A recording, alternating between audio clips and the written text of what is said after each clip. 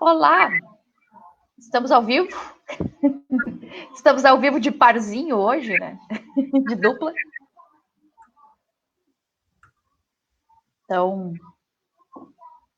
boa tarde, né, para o Eduardo, boa tarde para quem vai entrando agora. Então, como de costume, vamos aguardar 2 minutinhos para ver quem dá uma olhada quando o pessoal entra para a gente falar um pouco. Sim, estou olhando. Estão entrando para poder começar a conversa de hoje aqui no Convention ao Vivo, que vai ser sobre, mais direcionada, todas essas questões de ideias, insights e até perspectivas, né? Toda essa questão da comunicação, da digitalização, mas hoje com um foco um pouco maior em prestação de serviço, né? Que foi uma demanda que a gente já tinha percebido na live anterior, né, Eduardo? E que a gente tem as empresas, né, que os hotéis, os restaurantes, os espaços, e tem as pessoas que trabalham dentro dos espaços e trabalham dentro e prestam serviço para os eventos e para esses espaços também, né? A gente está, na verdade, o mundo está virado em prestadores de serviço, né? Todos somos. A gente entrou na. Boa tarde para todo mundo aí, para quem já entrou e para quem virá. E a gente tem já, desde os anos 80, uma entrada do serviço como um diferencial das empresas, né? Porque a gente ficou muito tempo não conseguindo se diferenciar com o produto. E aí se descobre que se ofereça um serviço, quem sabe o consumidor escolhe eu e não escolhe o outro. Então a gente se sofisticou muito na prestação de serviço. Então a gente acabou tendo muita demanda nessa área e é o futuro, né? Se a gente olhar economicamente, claro que as indústrias elas puxam PIB, né? Elas puxam a economia, mas a economia de serviço ela já é muito grande. Sim. Serviço entende-se qualquer coisa que eu presto que não tenha a troca de um bem intangível, né? Eu não produzo algo tangível, eu produzo algo intangível. Aí a gente vai de dentista, hotelaria, fotógrafo, né? Organizador de evento, a agência de turismo, tudo. Na verdade, se a gente olhar para qualquer lado, tem prestação de serviço, né? Desde que um pós-venda de uma indústria não deixa de ser prestação de serviço. Assistência técnica, prestação de serviço. Sim. E assim, né, também o próprio empreendimento que tem um produto tangível, ele também pode acrescentar um serviço. Eu tinha uma cliente um tempo atrás que ela tem uma loja de roupas, masculino e feminino, e um espaço da loja dela, ela cedeu para uma massoterapeuta. Uhum. Né, que então, tipo, ela agregou isso ao espaço dela, né? E era uma forma de fazer circular em outras pessoas, e era uma pessoa que não entregava não tem um produto, né? Ela presta o serviço, mas tipo as duas coisas, inclusive, como um diferencial, né? Para ela. Se a gente voltar alguns anos, né? É bom sempre contextualizar por que a gente está aqui.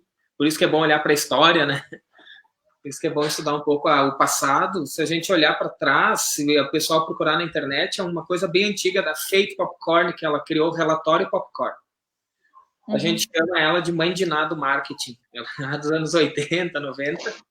Ela criou um relatório e o que ela disse na época? Ela disse que num futuro, que a gente já passou dele, né? Que hoje já é passado, as pessoas ia ter o encasulamento, era uma das 12 tendências do relatório. O que é o encasulamento? A gente teria as pessoas por falta de segurança ou por uma melhora nas construções, a gente teria com que as pessoas ficassem mais tempo dentro de casa. Então, como eu vou ficar mais tempo dentro? Porque se a gente voltar, né, 30, 40, 50 anos no tempo, tu passava na rua. Tu ia para casa para dormir. Hoje não. Hoje a gente passa, não agora, nesse caso, que é por óbvio, né? Mas agora a gente passa muito tempo dentro de casa ou dentro de locais e pouco na rua. Então, esse encasulamento acabou criando muitos produtos e muitos serviços. Muitos mercados nasceram desse relatório dela, dessa tendência. É a questão de, eu vou melhorar home TV, melhorar a TV, melhorar estofado, melhorar tudo que eu puder melhorar para dentro de casa, E aí toda a questão de serviços, né, que agrega nisso. E outra coisa, ela deixou muito claro que as pessoas hoje até não mudou tanto, que as pessoas no máximo passariam em 3 lugares por dia. No máximo uma pessoa moderna, né, que era o futuro, que era nos anos 2000, as pessoas no máximo passariam por 3. E daí a gente cria o quê? Supermercado que tem farmácia, padaria, açougue, tudo junto. Se a gente voltar 30, 40 anos, tu ia no açougue, para depois ir na padaria, para depois ir no mercado, né? O próprio boom do shopping center entra aí, né? O shopping center entra aí, a questão dos postos com conveniência. Então, eu vou, abasteço o carro, já tem loja de conveniência, já tem farmácia, já tem um monte de tinha locadora de filme, né? Quando existia esse negócio aí no passado. Então, a gente começou a ter uma prestação de serviço que não existia, serviços, prestadores que não existiam, que passaram a existir por causa de uma tendência que era, ou eu me encasulo em casa, e aí eu preciso teleentrega, ou eu preciso atendimento em casa, não vou atrás mais eu preciso que o prestador venha até mim. E, com o tempo, essa questão de não tenho tempo de ir em um monte de lugar. Eu não tenho mais tempo de ir em loja, não tenho mais tempo de levar minha máquina a arrumar, não tenho, sabe? Eu não posso mais perder tempo com isso. E aí começa a se sofisticar a área de prestação de serviço. Agora a gente tem uma segunda jogada, que é a questão da digitalização disso, que é o tema, né? Os ambientes digitais. Sim. E a digitalização, ela está em qualquer área, né? Logo, logo a gente vai mexer em genoma humano para digitalizar bebê, então a gente vai mexer no DNA do bebê para ele nascer sem alguma doença prévia ou alguma coisa genética, né, hereditária, na verdade. Então a gente vai mexer desde a concepção do embrião até o fim da vida dele. Sim. Né? Então a gente digitalizou o mundo e a questão da pandemia acelerou isso. Isso ficou muito claro, isso ninguém mais discute. A gente teve uma aceleração violenta do negócio. Agora, como prestador de serviço, o que a gente tem que pensar hoje? Não sei se eu já posso ir falando, assim, se quiser. Pode sim, estamos com 18 pessoas na sala com a gente. Ó, já mais de idade. Então, sim.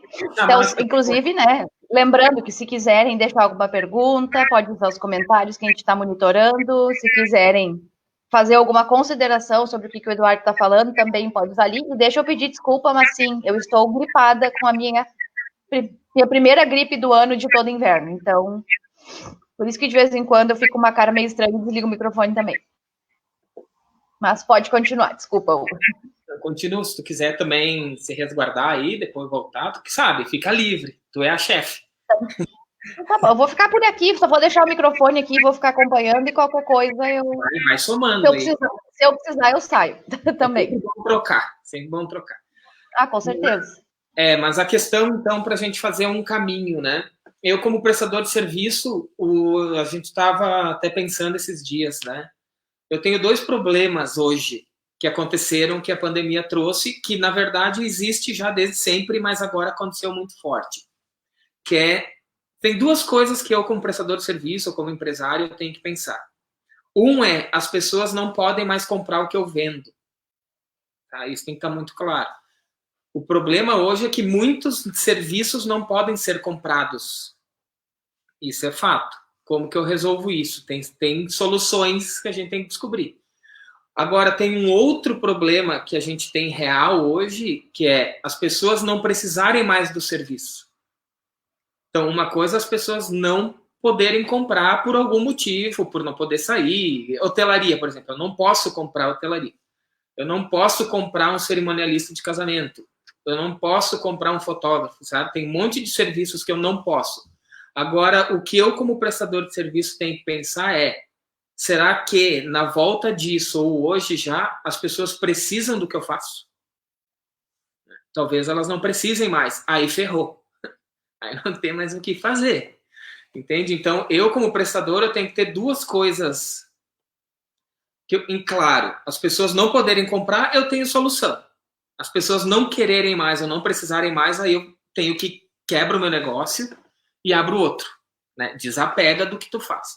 Como que eu desapego do que eu faço? Eu, como prestador de serviço, eu estou entregando alguma coisa. Né? Eu estou resolvendo o problema de alguém. Na verdade, a gente quebra galho. Né? Eu, fotógrafo, faço o quê? Eu vou lá quebrar o galho do cara porque ele quer ter umas fotos bonitas, ele não sabe fazer, né? E aí eu vou lá e faço para ele. Ah, eu sou organizador de evento. Eu vou lá, o Eduardo quer fazer um evento para a empresa, eu não tenho a mínima ideia como é que faz, eu vou lá e a minha empresa de evento vai lá e faz o evento para ele. Da melhor forma possível. Se eu não posso comprar o evento, eu tenho que descobrir um jeito de como vender eventos digitalmente. Agora, daqui a pouco eu não preciso mais de evento. Né? Usando como exemplo, é óbvio que as pessoas precisam de evento por N motivos que eu vou falar daqui a pouco. Mas o problema é se eu não preciso mais. Vamos pegar um caso de fotógrafo profissional para a indústria ou para produtos. Né? A gente fala um negócio no marketing digital, pelo menos desde 2009, que é a snake culture, ou a questão de transparência. O feio bonito, assim, aquela coisa de não photoshopear a vida, tirar o Photoshop da vida, tirar o Photoshop das empresas. O que significa isso, para quem não sabe quem é o Photoshop, né? Parar de enfeitar demais. Eu passava pincel com azeite nos morangos para fotografar, para ele ficar brilhoso, sabe? Boa tarde, Rita. A gente enfeitava o bicho de um jeito que daí quando o consumidor via, mas não é isso aí, sabe? A gente uma vez fez um trabalho para uma empresa X lá que vendia congelado de pesca. E aí tinha foto do camarão com arroz. Só que é óbvio que a foto do camarão na embalagem era gigante, e quando tu abria, o camarão era do tamanho do arroz. Né? Então, na pesquisa de mercado, o cara dizia assim, muito bom o risoto de camarão, eu só gostaria que o camarão da foto tivesse aqui dentro, né? Vocês esqueceram de botar. Então, essa questão de parar de photoshopear. E aí, o que acontece? Os fotógrafos profissionais perderam esse mercado inteiro. Por quê? Porque as empresas não precisam mais de um fotógrafo profissional, porque eles compram um celular, uma caixinha de luz, aquelas box com iluminação, enfia o produto ali e fotografa. Por quê? Porque o digital aceita isso. Aceita que eu pegue e poste no Facebook uma foto mais ou menos. Não tosca, porque a gente tem que saber o limite do ridículo. Mas a gente tem que entender que eu não preciso mais gastar R$5.000 numa foto, R$1.000 numa foto, R$600 numa foto, para divulgar meu produto.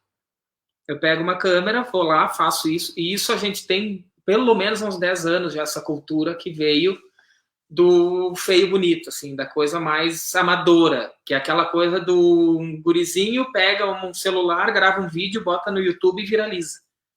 Sem produção nenhuma, sem iluminação nenhuma. Então, eu tive uma conversa esses tempos com um fotógrafo profissional e ele indignado, porque eu estudei um monte, Duda, porque eu tenho um monte de equipamento, porque a minha câmera custa $20.000. Eu falei, azar o teu, negão, o mundo não quer mais isso, sabe? Por mais que doa, e eu sei que dói quem está ouvindo, né, e quem trabalha com isso, é difícil, a gente não precisa mais, o consumidor não quer mais. Tem mercados que precisam, tem, mas eles são pequenos, né, e daqui a pouco eles não dão mais conta de sustentar. Então, a gente tem que entender que ou as pessoas hoje, quem está ouvindo, né, ou as pessoas não estão podendo comprar ou elas não precisam mais. Esse eu acho que é o grande fio da meada hoje para pegar. Que a gente tem que fazer essa terapia, essa coisa interna, assim, de entender assim, cara, será que daqui a pouco as pessoas precisam do que eu faço? Né? Eu sou muito bom disso, mas daqui a pouco alguém está entregando melhor, alguém está fazendo melhor, que é a questão do Uber com táxi, a questão do Airbnb, e assim vai, sabe? Tem os cases grandes que é mais fácil de entender. Oi, deixa eu me meter. Essa questão a gente pode até desdobrar ela, né? Não só o que eu faço, mas tipo o como também, né? Que é essa questão do próprio exemplo do fotógrafo. Então, né? Tipo, tu tinha essa preocupação dessa perfeição toda. Hoje tem ambientes que isso não necessariamente precisa ser assim. Então, da questão da própria adaptação do profissional, né? Mas é isso que a gente precisa do prestador de serviço, porque assim, e eu me incluo, né? Eu também a gente tem que se reinventar o tempo inteiro, não tem jeito. Tu tem que desapegar do que tu sabia, que a gente fica insistindo em querer que o mundo se adapte ao meu meio e não eu me adaptar ao mundo, entendeu? É aquela coisa de dizer, não, mas é o que ele sentia. Isso aí é um sentimento ele é um baita exemplo disso, para falar como prestador de serviço. Ele ficava indignado porque as empresas não queriam mais foto boa. Por que o cara... Mas ele tem que me pagar um monte porque a minha câmera é cara e eu estudei um monte. Eu falei, ok, mas o que tu estudou não serve mais. Entendeu? É bom, é importante, faz diferença, faz, mas ninguém paga por isso. E se não paga por isso, não é valor, porque o valor ele é construído na visão do consumidor. Quem valoriza aquele produto ou não é o consumidor. Quem decide se aquilo lá é bom ou é ruim, se aquilo lá vai ser compartilhado ou não, se eu vou clicar ou não, é o consumidor. Doa a quem doer, né? Tanto que a gente tem aí um monte de gente ganhando grana com influenciador. O caso que a gente teve é da influenciadora que nunca estudou na vida, né? A que teve agora bloqueado lá, que saiu das redes sociais, ela nunca estudou na vida, mas ganha mais do que todo mundo que estudou 200 anos, entende? Então a gente tem que cuidar até quando a gente vai brigar com o mundo ou vai se adaptar ao mundo. Acho que a gente está com tempo agora para olhar para o mundo digital, ver o que as pessoas estão fazendo, se o que eu faço realmente faz diferença hoje ainda ou não faz. Né? O Eduardo de 3, 4 anos atrás não tem mais nada a ver com o Eduardo de hoje. Eu tive que aprender inteligência artificial, tive que aprender algoritmo, eu tive que aprender pensamento exponencial, eu tive que aprender um monte de coisa que não me ensinaram no marketing, entendeu? Eu tive que aprender marketing digital que não existia, foi um dos precursores lá em 2007, 2008, eu tive e-commerce para brincar, o que é um e-commerce? Para que serve isso? Né? Então, tu tem que aprender coisas que não te disseram que tu tinha que saber, entendeu? E muita coisa que te disseram que tu tinha que saber, tu não precisa mais. Aí eu falei para ele, pegando o caso ali para terminar, por que tu não pega e ensina as empresas a fotografar melhor, então, com o celular delas? Vende o curso. Ah, mas aí tem um monte. Eu falei, sim, como tem um monte de fotógrafo bom igual tu, entendeu? Então, assim, se tu quer achar um oceano azul, ou achar alguma coisa que não existe, aí tu precisa viajar, aí tu tem que sair da caixinha. Agora, se tu quer continuar entregando, porque as pessoas precisam de foto, concorda? Que é o que eu falei. Uma coisa é eu não poder comprar foto, outra coisa é eu não precisar mais, eu preciso. Só que mudou a forma de entregar o serviço. Então, eu tenho que fazer.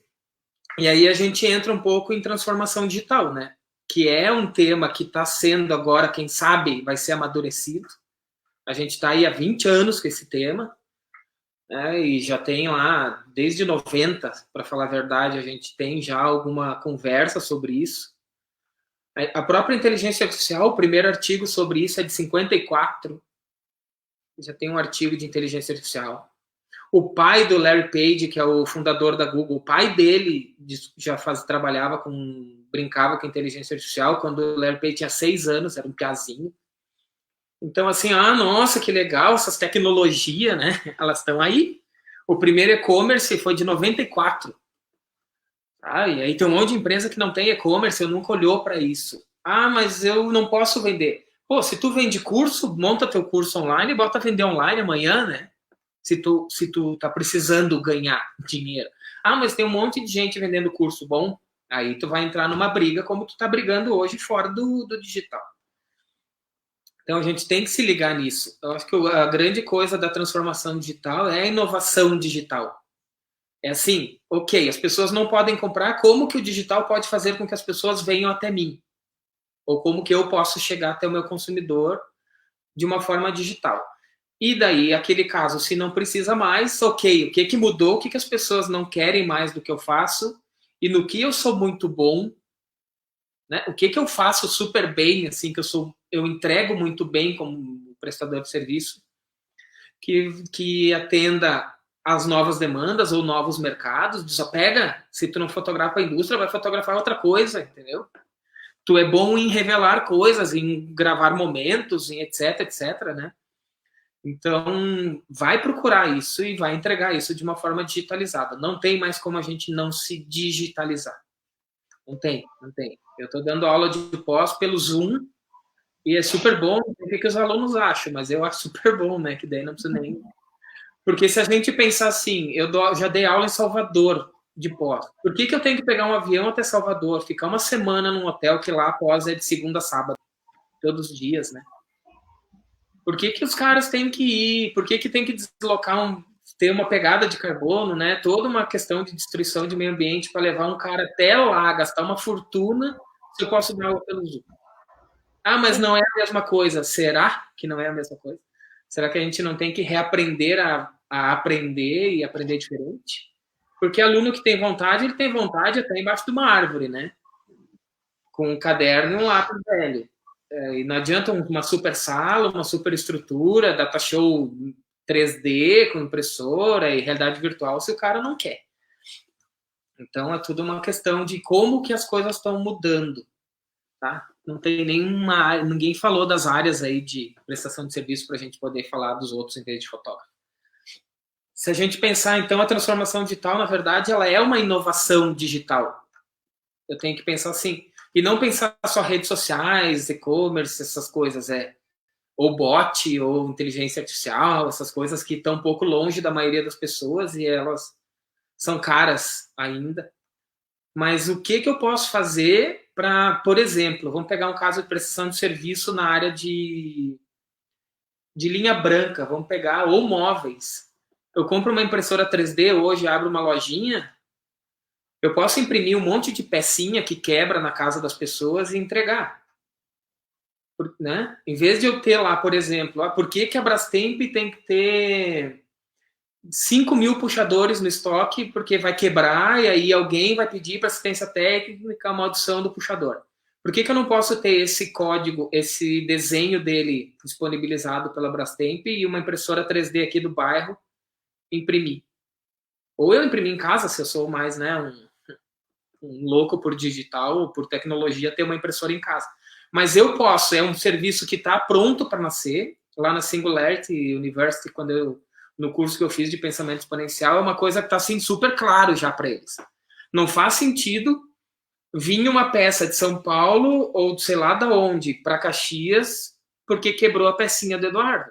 Imprime aqui no bairro, que daí eu não preciso de um caminhão se deslocando, eu não preciso de estoque na fábrica, e eu crio um segmento novo de prestação de serviço que é imprimir peça que quebra. E aí entra ainda a personalização também, né? Porque, sim, por exemplo, se tu vai imprimir determinadas peças, tu pode fazer puxadores de móveis com o que a pessoa quiser. Por exemplo, o desenvolvimento do molde, né? Essa tampa aqui se quebra, vai que eu fico apegado à garrafa, né? Sei lá. Eu posso mandar imprimir de outra cor. O cara imprime exatamente essa tampa, igual. E pode vir com o meu nome. Aí sim, aí é sem limite. Entende? Sim. Então, são áreas de segmentos de serviços que não nasceram ainda. Tem várias áreas de prestação de serviço digitais. E isso é uma prestação de serviço com transformação digital. Usar uma impressora 3D é digitalizar o negócio, né? Eu estou digitalizando, eu tenho toda uma questão de melhorar o planeta, porque eu diminuo toda a questão de transporte, eu diminuo o custo de logística, eu diminuo o custo de fábrica, horrores, e melhora a entrega. Sim, e nesse caso que tu citou, por exemplo, agora da garrafa, tu ainda reduz o descarte. Essa é a ideia, entendeu? Também, né? Porque não precisa botar a garrafa fora porque perdeu a tampa.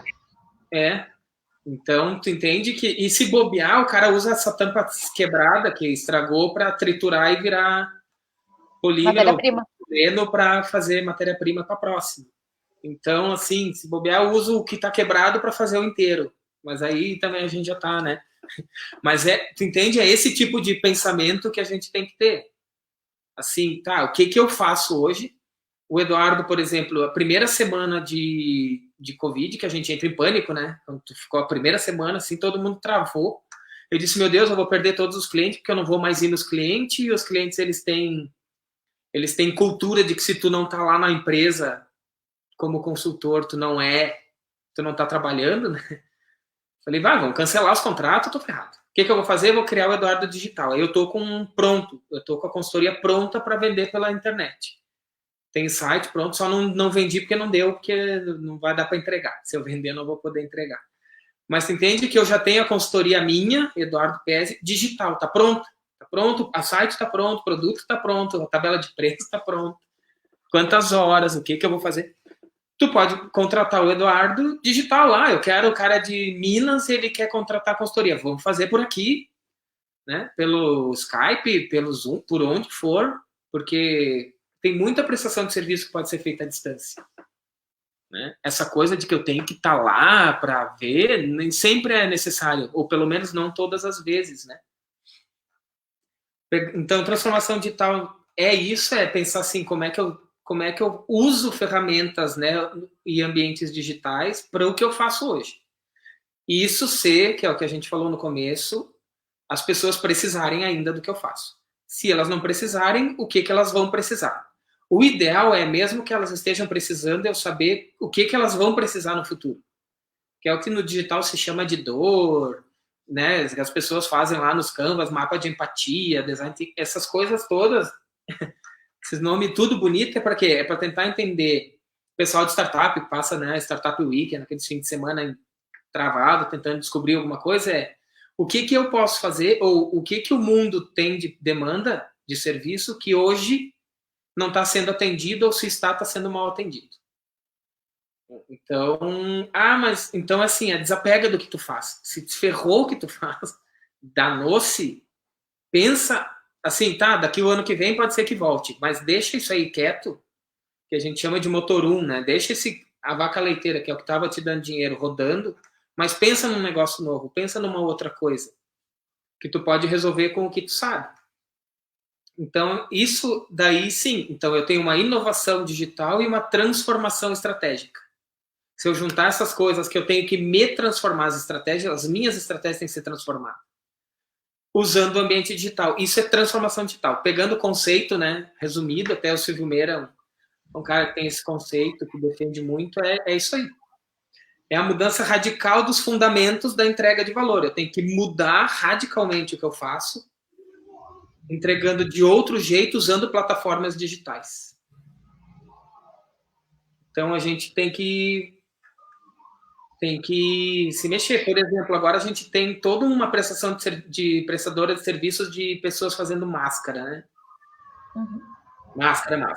Aí tem a Dobra, que é uma empresa de Porto Alegre, eles lançaram agora o site que é, deixa eu ver, que tem uma cola, mapadasmáscaras.com.br.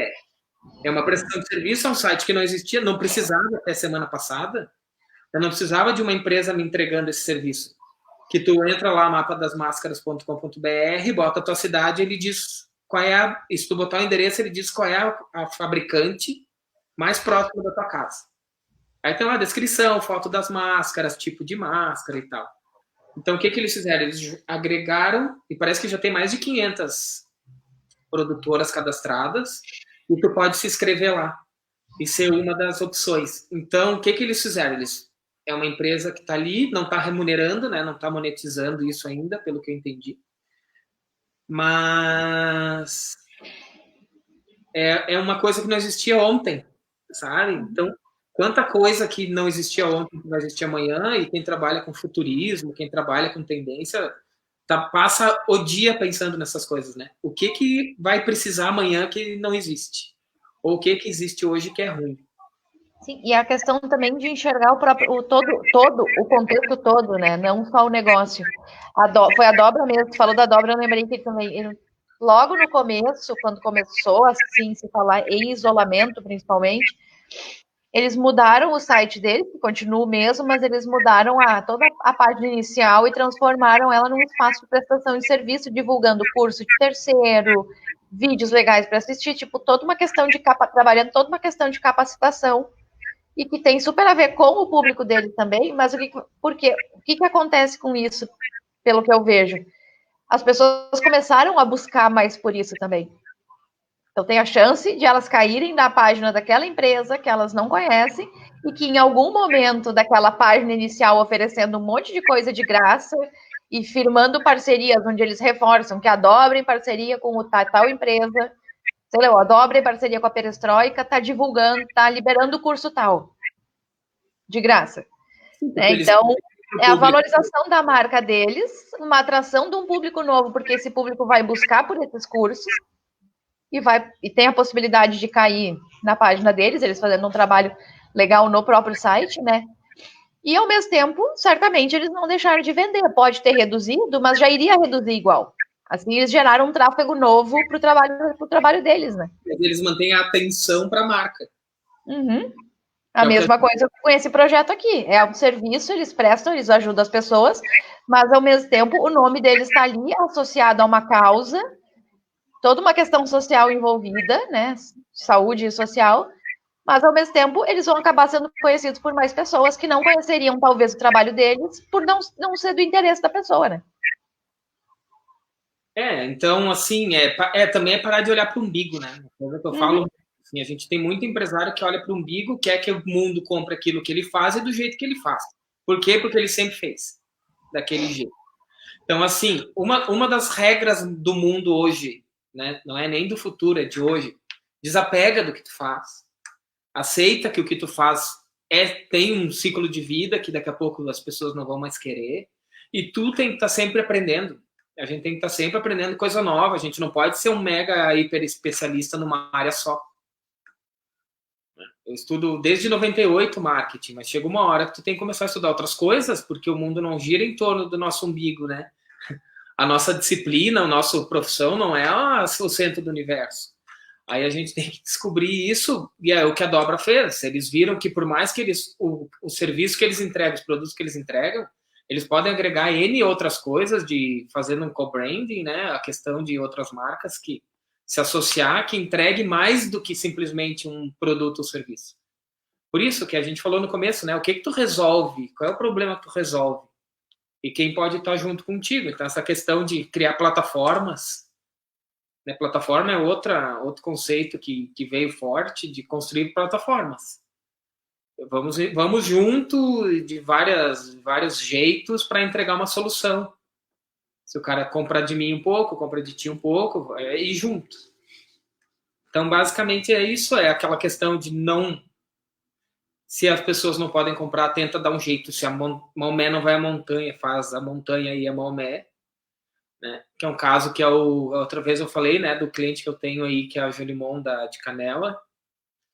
Então, a gente fez segunda-feira, primeiro passeio virtual, foi super legal, com um grupo de 60, mais 60, que eles se chamam, 60 mais, de São Paulo. Ao vivo, funcionou super bem, tá? Então, foi um MVPzão brabo, assim. Câmera, celular, entra no Zoom, bota todo mundo na turma, eu fiquei meio de mediador, né? Até porque pegar o pessoal da cantina e sair dizendo grava aí, né? Então foi ao vivo, dentro da cantina, os caras conheceram, fizeram pergunta o tempo inteiro, tiraram todas as dúvidas, conheceram os produtos. Aí a gente, no final, eles queriam conhecer as parreiras, daí o Márcio foi lá e levou o celular e foi para as parreiras, até travar, até perder o sinal, sabe? Então essa questão de, é perfeito, não é perfeito, sabe? Só que, assim, isso é um produto que semana que vem vai estar sendo vendido. Foi testado, a gente vai arrumar agora, segunda-feira a gente coloca no ar isso, e semana que vem é um produto. As pessoas vão pagar para poder acessar isso quando a gente vai ter lá tantas vezes por semana, nos horários estipulados, a pessoa vai entrar e vai fazer a visita ao vivo, em vez de ser gravada, porque tem, principalmente questão de turismo, tem eventos que eles precisam ser ao vivo para gerar emoção, né? A gente precisa gerar uma emoção. E o gravado é muito frio. Querendo ou não, o gravadão, né? É um jeito, mas ele é frio. Então, no turismo, a gente vai ser a primeira, eu acho, até fazer esse tipo de coisa. Vai ser bem legal. E é um produto, venda, fatura para a empresa, os clientes ficam felizes, os turistas ficam felizes, eles podem fazer isso de casa. Mas aí eles não vão querer conhecer, eu duvido que eles não vão querer conhecer ao vivo depois. Uhum. Né? Porque a experiência online, ela não elimina o offline. Então, assim, a gente tem que ter uma questão de juntar. E aí a gente pega um pouco assim, eu estava também numa live essa semana, se não me engano, semana passada, com o pessoal de evento, de organização de evento. E aí a gente fica pensando, será que os eventos voltam ou não voltam, né? Já que a gente está no convention aí, não dá para fugir sem falar de evento. Evento volta ou não volta? Eu tenho certeza que volta, óbvio, porque o ser humano é um bicho social, ele precisa viver em grupo. E evento é um baita lugar para grupo. Mas se a gente pensar, o que um evento entrega? As pessoas vão precisar... É aquela pergunta, né? As pessoas podem comprar evento? Não. Elas vão precisar de evento? Vão. Mas se a gente pensar assim, o que um evento entrega? Basicamente, ele entrega network, né? Network, relacionamento. Eu vou para um evento que até eu palestrava em Foz sobre marketing digital para evento, e uma das coisas era isso, né? Para que eu vou num evento? Ou eu vou para conhecimento, ou eu vou para aparecer, né? E ser visto, ou eu vou para fazer foto e dizer que fui no evento, porque tem gente que vai em evento só para dizer que foi. Mas não importa, né? Ah, faz selfie lá, bota no Instagram e diz... Igual o pessoal que vai para o Vale do Silício, vai na porta da Google e visitando a Google, mas nem entrou, né? Porque não pode. Aí o cara vai no evento, mas então eu vou para network. Tá, ok. Hoje eu não posso mais fazer network, mas é uma demanda do evento. Será que as organizadoras de evento elas não podem pegar uma empresa? E aí essa menina era uma organizadora de evento em São Paulo, ela tinha feito um evento gigante para a escola. Ela estava contando o case todo virtual, só a equipe do evento mesmo, que era para filmagem e organização, que estava junto, que estava assim em grupo, né? Mas tipo as lives dos sertanejos. E eles fizeram um evento, porque eu preciso reunir pessoas. Eu posso reunir pessoas em qualquer plataforma digital. Então, eu, como organizador de evento, eu posso dizer, vamos fazer um encontro que empresa gosta de fazer muito, né? Encontro dos representantes. Faz digital encontro dos representantes. Manda o material para casa dos caras e daqui uma semana a gente faz o encontro pela web. Né? Então, esse tu resolve digitalmente fácil. A segunda coisa que tu vai normalmente num evento é para conhecimento, ou ver palestra, workshop, etc, etc. Isso é 100% digitalizável.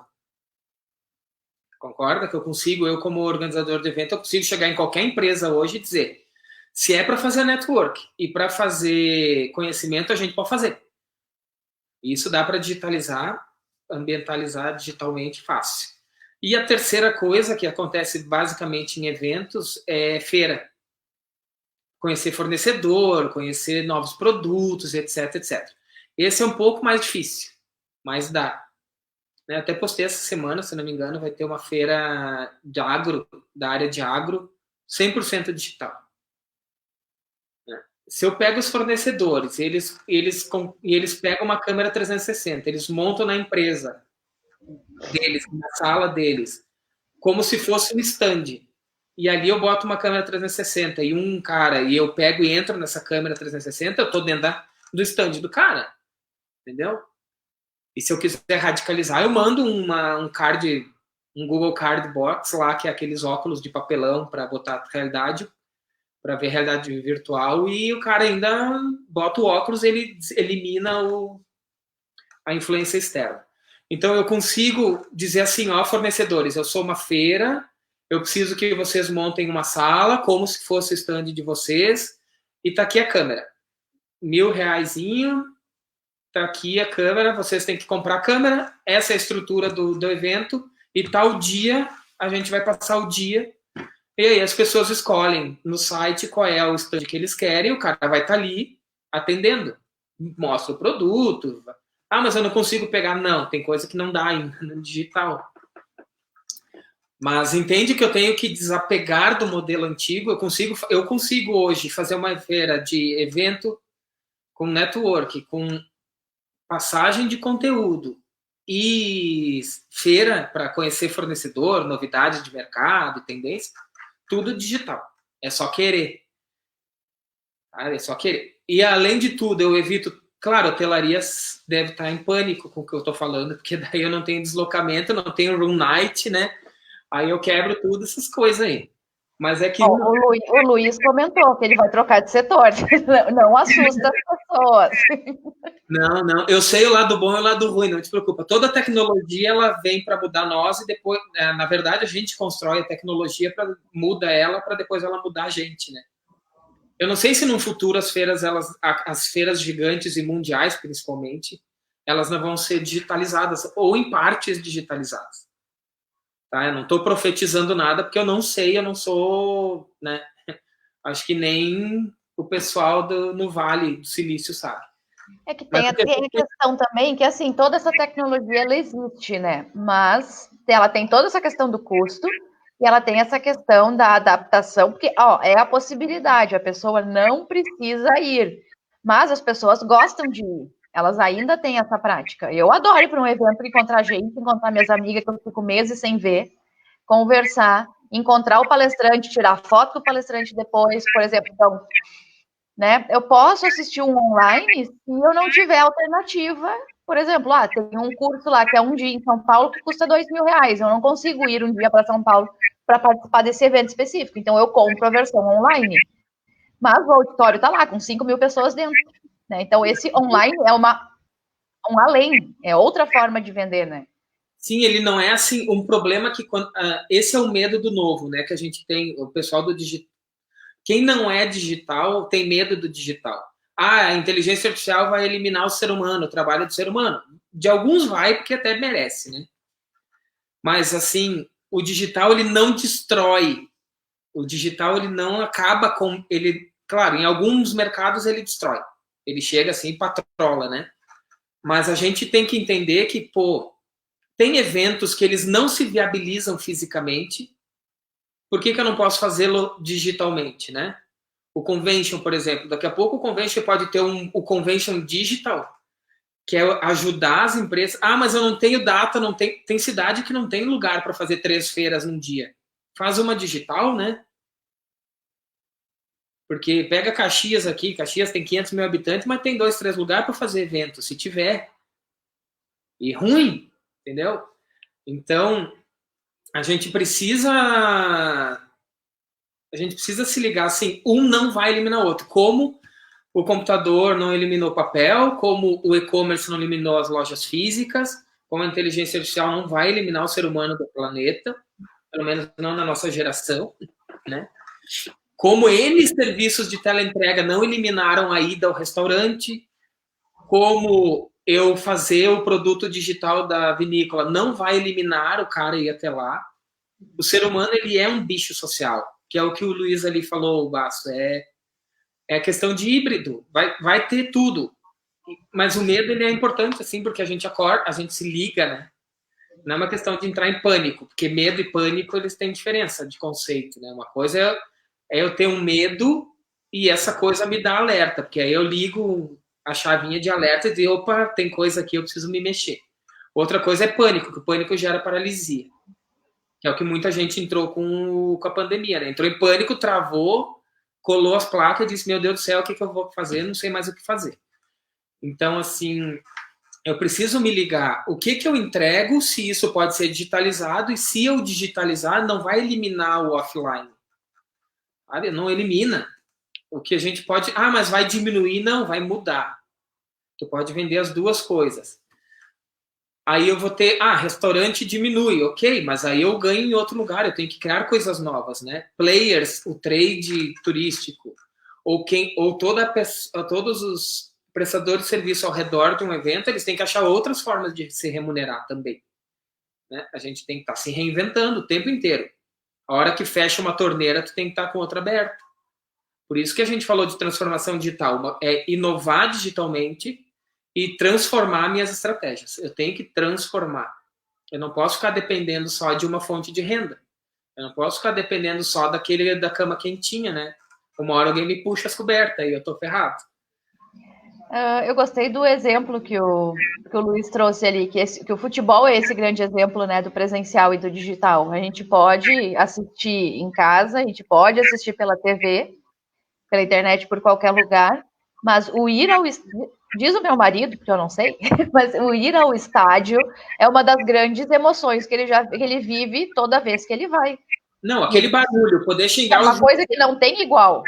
Não, xingar o juiz ao vivo. Comer o cachorro quente, né? Pegar fila, ser empurrado, ouvir os gritos na orelha, não tem como, sabe? Por isso essa experiência de qualquer coisa não vai. A experiência do digital, ela é complementar à offline. A gente é um bicho social, isso tá claro, isso tem que estar muito claro. O ser humano não consegue viver virtualmente o tempo inteiro. A gente quer botar a mão no amiguinho ali. Quer botar a mão, a gente quer ir lá abraçar o cara, ficar pulando quando for gol, quer xingar, quer brigar, quer fazer tudo. A gente quer fazer. Então a gente precisa dos momentos. Agora, nada impede, e é uma coisa que um dia vai ter, de um time, por exemplo, né, um time num jogo, eu botar uma câmera 360 ali, numa cadeira, e liberar aquilo ali por dinheiro, entendeu? Porque eu tenho 50 mil vagas no estádio. 50 mil cadeiras encheu. Se eu boto uma câmera 360, eu boto o cara no meio da confusão, claro que virtualmente, e cobro ingresso. Em vez de cobrar 80, cobro 20. Diz, ó, tu quer assistir de casa e libera, sei lá, só para outros estados, igual o pay-per-view faz, né? Quando o jogo é daqui, tu tem que vir. Tu não vai assistir de casa. Quem vai assistir de casa é quem tá fora do estado ou fora da cidade. E libera isso, quantas milhões de pessoas tu consegue colocar assistindo um jogo dentro do estádio em vez de ver pela TV? Eu preferiria ver com óculos 3D, com óculos de realidade virtual, numa câmera 360, que eu olho para os lados, eu tô junto com a galera, e tô no estádio, tô numa posição do estádio, e tu pode botar 4, 5, e eu posso ir mudando a minha posição, daqui a pouco eu boto até na cabeça do juiz, e posso participar do jogo. E vendo isso, tu entende quanto dinheiro um time de futebol poderia ganhar botando câmera 360? Ele pode vender quantos ingressos for, não tem limite. E isso se torna, inclusive, uma porta de entrada, digamos assim, para o interesse em ir ao estádio. Porque, de repente, a pessoa até quer ir, mas ela tem medo, porque tem briga de torcida, tem deslocamento, ela acaba não indo. Daí, depois que ela passa por essa experiência digital, a tendência é que ela queira viver a experiência real. Sim, na próxima ela vai querer fatalmente viver a experiência real. Porque o digital, ele empolga, mas ele não entrega, né? Que é o que pressupõe também o projeto da Jolibon, por exemplo, né? Isso, porque o que aconteceu? É a mesma lógica. Terminou a visita, ficou gostinho de quero mais. Eles disseram assim, não, no que a gente puder viajar, até porque eles brincam, porque era um grupo de risco, né, que era os 60 mais. Eles disseram assim, no que a gente puder viajar, nós vamos para aí. Nós vamos visitar a cidade, o primeiro lugar que a gente vai são vocês, porque vocês foram muito atenciosos, vocês responderam nossas perguntas, a gente viu que vocês se esforçaram para atender a gente, sabe? Então, não é aquela coisa, o prestador de serviço, principalmente no digital, a gente tem que desapegar do perfeito. Né? Quando eu quero, minha câmera como fotógrafo tem que custar $20 mil, tem que ter uma lente que veio de Plutão. Não precisa. As pessoas querem a emoção, as pessoas querem a coisa, né? As pessoas querem a entrega, seja ela muito sofisticada ou não. E o digital permite isso. Tanto que um dos 6 Ds do Peter Diamandis, da Singularity, é a decepção. O segundo D dos 6 Ds para pensamento exponencial é decepção. Que é o quê? Eu digitalizo o meu negócio e fatalmente ele vai ser ruim. Tanto que a primeira câmera digital ela tinha 0,8 pixel. Tu imagina, hoje tem 12 mil, né? 12 mega, 24 mega, 64 mega no meu celular pixel. Tinha 0,8 pixel. Tu imagina a porcaria que era a foto digital da Kodak, que era a máquina, pesava 8 quilos. Tanto que o cara da Kodak disse, não, isso aqui não vai dar certo. Quem é que vai comprar uma máquina de 8 quilos com uma resolução ruim dessa? Mas só que ele não viu a curva exponencial, porque de 0,8 ela foi para 1,6, de 1,6 ela foi para 3,2, e aí foi. Que as pessoas aprenderam o que é uma curva exponencial agora com o Covid, né? Ele começa muito pequeno, mas é 2 toques ele está lá em cima. É muito rápido o crescimento. Então, o que a gente tem que pensar assim, mas no estádio eu vou botar a câmera, vai ter 100 pessoas, ok? Daqui a pouco, quando a gente vê, tem 1 milhão. Tem 50 mil ao vivo e mais 500 mil assistindo a live do futebol, entendeu? Sim. E dessas tu cria pessoas, e daí no final, durante a live, se tu quiser monetizar, que nós de marketing a gente gosta de fazer gerar nota fiscal, pode fazer propaganda.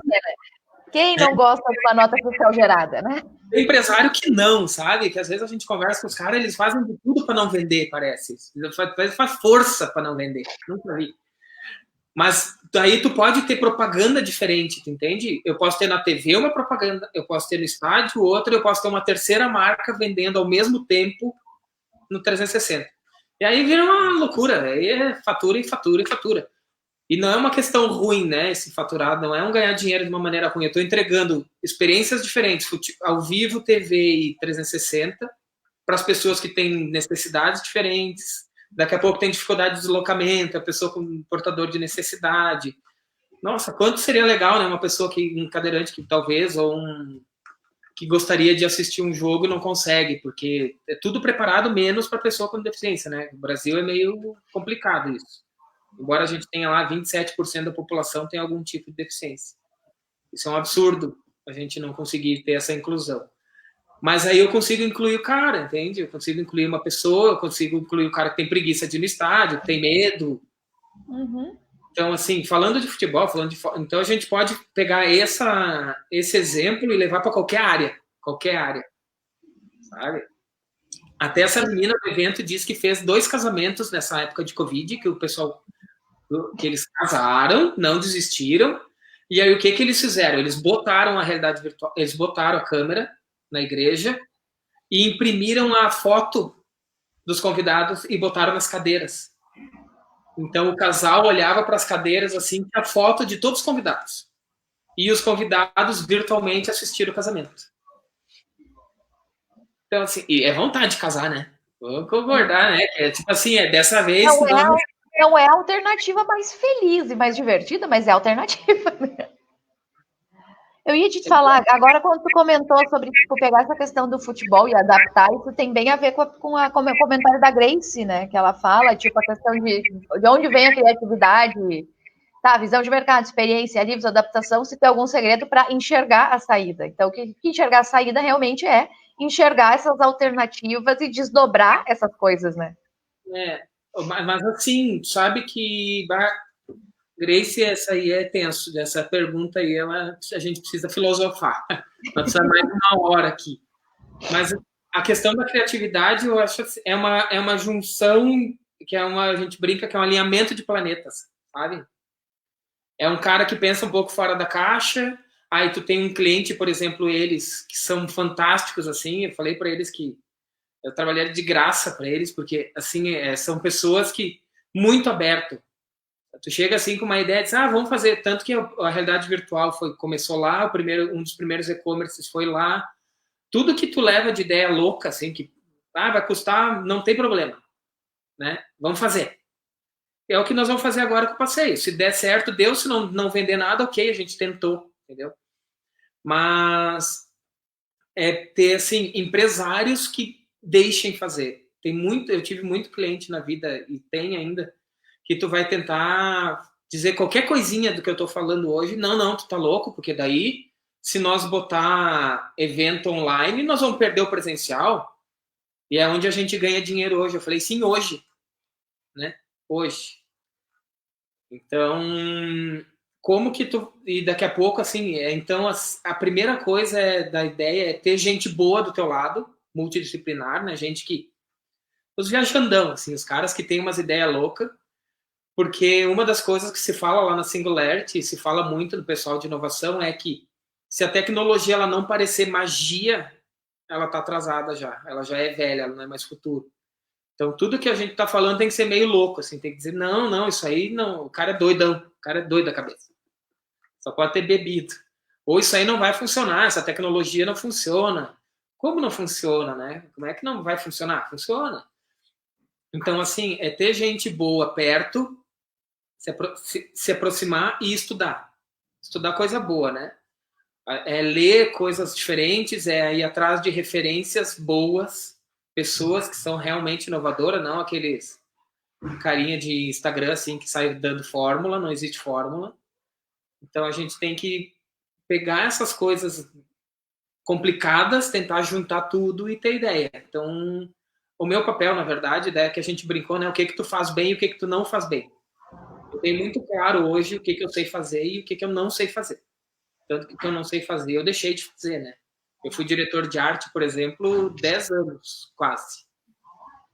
Só que eu era tão ruim que eu não me contrataria, entendeu?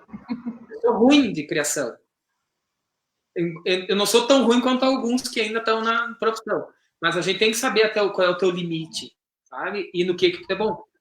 E aí eu acabei me encontrando nessa questão de novos negócios, de pensar fora da caixa e estudei para isso. Fui estudar nas escolas que pensam assim, fui tentar quebrar meu modelo, levei muita paulada. E ainda estou só engatinhando. Então, é estudar com gente que pensa diferente, é aceitar coisas diferentes primeiro e sair do nosso círculo, porque a gente acaba ficando com os que confirmam as nossas teorias, né? Uhum. E se tu ficar com quem concorda contigo, tu não sai do lugar. Tu tem que entrar em... Eu gosto de salas assim, eu tô num grupo de WhatsApp agora com um pessoal que me colocaram, eu não entendo metade do que esses caras falam. Sabe quando tu se sente burro, mas burro, assim, né? Os caras falam uns negócios e dizem, meu Deus, agora eu tenho que correr atrás. Entendeu? Fui pro mestrado para quê? Para apanhar. Fui na Singularity para quê? Para apanhar. Quando eu trabalhei no Buscapé lá, também dando consultoria para eles. Apanhei que nem um cachorro. Porque tu tem que quebrar os teus modelos mentais. Não tem como. O único jeito que, respondendo a Grace, é muda o teu modelo mental. Quebra ele. Quebra, entende que daqui a pouco o que a gente sabe já limitou, já não serve muita coisa, né? Fica com a base e muda. Muda muito. Sim. Daí tu começa a enxergar saídas, assim, alternativas. E assim, ó, nisso uma coisa que é importante sempre lembrar é não descartar as saídas, por mais estranhas e mais idiotas que elas pareçam, né? É aquela coisa. Ah, tu precisa encontrar uma alternativa, senta e começa a anotar todas que tu puder visualizar, tentar pensar, né? Ouviu, o negócio de uma empresa que uma outra empresa fez, traz para o teu e tenta adaptar, mas, tipo, sem ter ideia, não tem um limite, né? Tipo, é tipo desabafar, é colocar tudo no papel e depois tu para e pensa em cima de cada uma o que dá e o que não dá, ou e o que não dá agora, porque pode dar daqui a pouco. Anota, guarda as ideias, e as ideias vão vir nos horários mais loucos da vida, né? Tu nunca vai ter uma ideia sentada no teu escritório fechado em quatro paredes. Então, é ver coisas, é experienciar coisas e estudar coisa diferente. Aí tu começa a abrir um pouco a tua cabeça. Que a Vivian e o Matheus ali falaram de hotelaria, sim, a experiência de um hotel, a experiência de viajar, as pessoas precisam viajar. O meu mestrado é em turismo e marketing, né? Então, eu tenho mestrado em turismo. E a minha dissertação de mestrado foi experiência, turismo de experiência. E experiência turística. Então, eu tenho mestrado em experiência, turismo de experiência. E a gente entende que não tem como, tu não tem como virtualizar a experiência, tá? Aquela coisa do tá na cidade, viver aquilo, respirar o ar, não tem como. Só que eu posso provocar ele digitalmente, eu posso entregar coisas digitalmente, eu posso ir tendo experiências híbridas, né, e misturadas. Então, as pessoas vão voltar a viajar que nem louca depois que puder. Porque a gente vai querer ficar em qualquer lugar, menos em casa, né? Então, assim, o que a gente pode... Se eu fosse dono de hotel, eu estaria fazendo campanha a fuzel agora, né, vendendo já para o final do ano, sei lá, para quando as pessoas puderem se libertar. E, sei lá, já bota o quarto, já vem conhecer meu quarto, vamos fazer uma visita no hotel. Quer se hospedar? Ganha uma visita virtual, pega uma câmera, o celular e vai junto. Então, esse aqui é o meu quarto, esse aqui é meu quarto. Não fotinho, foto é muito fria. A gente pega, de hotel, eles não entregam. Não entregam. Sabe aquela coisa assim, tipo assim, colocar o travesseiro, porque o travesseiro do hotel é sempre melhor que o travesseiro que a gente tem em casa. O travesseiro e a mão no travesseiro mostrando o quanto ele é macio, ajeitando aquele travesseiro na cama para ele esperar a pessoa. Sabe? Porque as pessoas elas estão em casa e elas tipo já não querem mais estar em casa. Então, elas poderiam visualizar um hotel e pensar que elas gostariam de estar lá. É um gatilho bem forte para que a pessoa faça uma reserva para o final do ano, ou até para o ano que vem, que seja, mas... No final desse passeio aí, dessa visita, que pode durar nada, rapidinho, já vende. Já, se tu quiser aproveitar hoje, até o final do dia, né, usa a questão dos gatilhos lá, a maldição dos gatilhos, da economia comportamental. Se tu comprar até hoje, tu ganha esse cupomzinho de desconto que eu tô te mandando no WhatsApp agora. E só tem mais 5 vagas. Todos os gatilhos ao mesmo tempo, né? Entende? Então, assim, as estratégias... Por que eu digo que não existe fórmula? Porque são tantas alternativas. A gente tem milhões de caminhos para seguir. sabe? As pessoas, assim, normalmente quando me chama, né, o empresário fica lá, aí meia hora fica chorando. Ah, porque minha vida é assim, minha empresa é assada, porque eu tô com esse problema, o que eu faço? Né? O cara sempre termina com o que eu faço. Quem presta serviço vem com isso, né? O cara entrega a coisa, joga o problema que ele tem lá, sei lá quanto tempo. Aí eu digo para ele, sei lá o que tu faz, né, criatura? Tu tá aí há 30 anos no negócio, não sabe a resposta, eu tô aqui há meia hora, vou saber? Né? Como é que vou eu saber o que tu faz da vida? Existem caminhos que com o tempo a gente pode aprender. A vinícola eu tô lá desde 2008, né, fazendo coisa. Então ali eu já experimentei um monte, eu já sei os caminhos. A gente vai fazendo. Como tem outros clientes também que a gente sai fazendo e acelera. Pega e faz, deu, não deu, não chora.